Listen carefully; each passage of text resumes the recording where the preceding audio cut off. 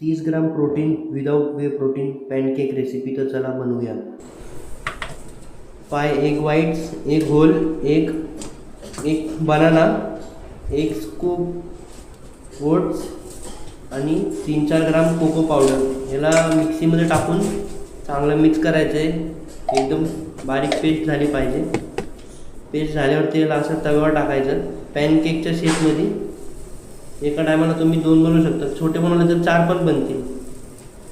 मी याला रोज pre workout मीलमध्ये घेतो.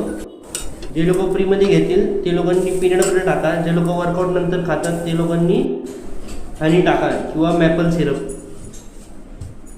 तुम्हाला टेस्ट करून बघूया ते कसं झालं. आता भयानक, एकदम भयानक मजबूत खायचं जनावरासारखा वर्कआउट करायचा. जय महाराष्ट्र मित्रांनो, बाय बाय.